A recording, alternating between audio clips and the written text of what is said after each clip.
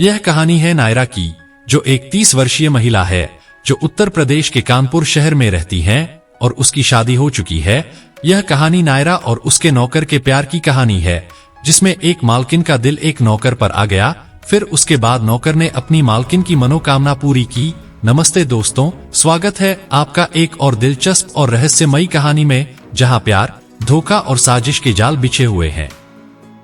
क्या आप कभी सोच सकते हैं कि जिन लोगों पर आप सबसे ज्यादा भरोसा करते हैं वे ही आपके साथ सबसे बड़ा धोखा कर सकते हैं? आज की कहानी कुछ ऐसी ही है। तो चलिए बिना देरी किए आपको इस रोमांच से भरी दुनिया में ले चलते हैं। नायरा एक शांत और मासूम महिला जो अपने पति और परिवार के लिए पूरी तरह से समर्पित है। अंशुल नायरा का पति, जो एक सफल बिजनेसमैन है, लेकिन उसके व्यक्तित्व में कई परतें छिपी हुई हैं। रवि नायरा के घर का वफादार नौकर, जिसने सालों से इस घर की सेवा की है। समीर रवि का जवान बेटा, जो अपने पिता की मदद करने के लिए छुट्टियों में आया हुआ है। अनामिका एक रहस्यमय औरत, जो अंशुल की जिंदगी में अचानक दाखिल होती है और सब कुछ बदल देती है। नायरा और अंशुल की शादी को अब 5 साल हो चुके थे। दोनों के बीच प्रेम का रिश्ता था, लेकिन वक्त के साथ चीजें बदलने लगी थीं। अंशुल का अपने काम में डूबा रहना और नायरा को अनदेखा करना दोनों के बीच एक अनजाना फासला खड़ा कर चुका था। शुरुआत में नायरा ने इस बदलाव को नजरअंदाज किया। वह सोचती थी कि अंशुल का बिजनेस बड़ा हो रहा है, इसलिए उसकी जिम्मेदारियां बढ़ी हैं। लेकिन धीरे धीरे उसे एहसास होने लगा कि यह केवल काम की वजह से नहीं है, बल्कि अंशुल उससे दूर जा रहा है। रवि उनके घर का पुराना नौकर था। वह नायरा के दुख को समझ सकता था, लेकिन वह कभी भी कुछ कहता नहीं था। उसके बेटे समीर का घर आना नायरा के लिए एक बदलाव जैसा था। समीर जवान, समझदार और दिलचस्प था। उसने धीरे धीरे नायरा के अकेलेपन को कम करना शुरू किया। समीर के आने के कुछ हफ्ते बाद नायरा ने महसूस किया कि कुछ अजीब हो रहा है। अंशुल का रवैया बदल चुका था। वह रात रात भर घर से गायब रहने लगा था और उसके फोन पर संदिग्ध मैसेज आते थे। नायरा ने कई बार कोशिश की कि वह अंशुल से इस बारे में बात करे, लेकिन हर बार अंशुल टाल जाता। एक रात जब नायरा घर में अकेली थी, उसके मन में एक विचार आया।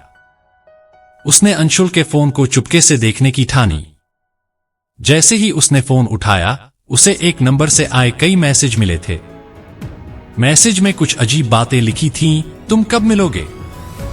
मैं इंतजार नहीं कर सकती। नायरा का दिल बैठ गया। उसने तुरंत नंबर देखा, लेकिन कोई नाम सेव नहीं था। वह समझ नहीं पा रही थी कि यह कौन हो सकता है।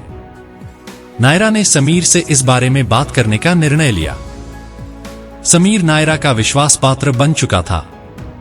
जब नायरा ने समीर को मैसेज दिखाए, उसने नायरा को बताया कि वह भी अंशुल के अजीब व्यवहार को नोटिस कर चुका है। समीर ने कहा, मैडम, मुझे लगता है कि साहब किसी और के साथ हैं। मेरे पिताजी भी कहते हैं कि वे अक्सर एक अनामिका नाम की औरत से मिलते रहते हैं। यह सुनकर नायरा सन्न रह गई। उसे यकीन नहीं हो रहा था कि अंशुल ऐसा कर सकता है। उसने समीर से और जानकारी इकट्ठा करने को कहा। समीर ने वादा किया कि वह इसका पता लगाएगा। समीर ने अंशुल का पीछा करना शुरू किया। एक दिन उसने नायरा को बताया कि उसने अंशुल को एक होटल में अनामिका नाम की महिला के साथ देखा था। नायरा के पास अब कोई शक की गुंजाइश नहीं बची थी। उसका दिल टूट चुका था, लेकिन उसने एक और कदम उठाने का फैसला किया। नायरा ने समीर से कहा कि वह अंशुल और अनामिका की मुलाकात का सबूत लाए। कुछ दिनों बाद समीर ने नायरा को कुछ तस्वीरें दिखाईं जो उसने होटल के बाहर ली थी। उन तस्वीरों में अंशुल और अनामिका एक साथ थे और उनका व्यवहार स्पष्ट रूप से दर्शा रहा था कि उनके बीच कुछ चल रहा है। अब नायरा का शक पूरी तरह से यकीन में बदल चुका था। उसने अंशुल का सामना करने का निर्णय लिया। एक रात जब अंशुल घर आया, नायरा ने उसे तस्वीरें और मैसेज दिखाए। अंशुल का चेहरा पीला पड़ गया। वह कुछ बोल नहीं पाया। क्या यही तुम्हारा सच है, अंशुल? क्या यही वजह थी कि तुम मुझसे दूर होते जा रहे थे? नायरा ने गुस्से और दर्द से कहा। अंशुल ने पहले मना करने की कोशिश की, लेकिन फिर उसने सच कबूल कर लिया। उसने बताया कि अनामिका उसके बिजनेस में उसकी पार्टनर थी और धीरे धीरे उनके बीच कुछ और ही संबंध बन गया था। नायरा अब और धोखे में नहीं रहना चाहती थी। उसने अंशुल को साफ साफ कह दिया कि वह उसे माफ नहीं कर सकती। उसने तलाक लेने का फैसला किया। लेकिन यहां पर कहानी खत्म नहीं होती। नायरा ने रवि और समीर से अपना घर छोड़ने के लिए कहा, लेकिन समीर ने उसकी मदद करने की पेशकश की। वह नायरा का दोस्त बन चुका था और उसने वादा किया कि वह हमेशा उसके साथ खड़ा रहेगा। जब नायरा ने तलाक के कागजात तैयार कर लिए थे, अचानक समीर ने उसे एक और चौंकाने वाली खबर दी।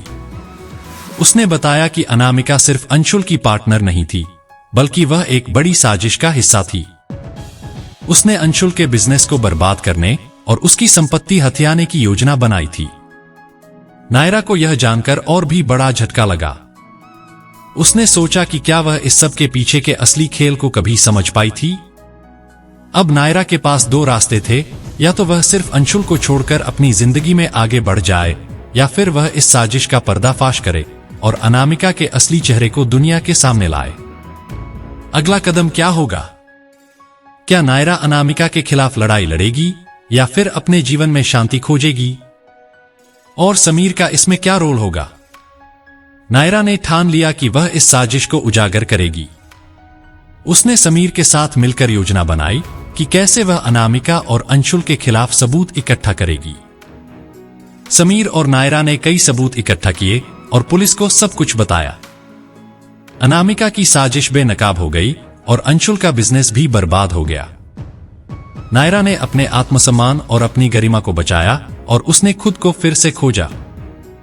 समीर ने भी उसका साथ नहीं छोड़ा और उनके बीच एक नया रिश्ता पनपने लगा। तो दोस्तों, यह थी हमारी आज की दर्द से भरी कहानी। आपको क्या लगता है, नायरा ने जो किया वह सही था? क्या आपको लगता है कि अंशुल और अनामिका को उनके किए की सजा मिली? कमेंट्स में अपनी राय जरूर दें। और अगर आपको यह कहानी पसंद आई हो तो लाइक करें, अपने दोस्तों के साथ शेयर करें और हमारे चैनल को सब्सक्राइब करना ना भूलें, क्योंकि हम आपके लिए ऐसी ही और भी रोमांचित कहानियां लाते रहेंगे। धन्यवाद।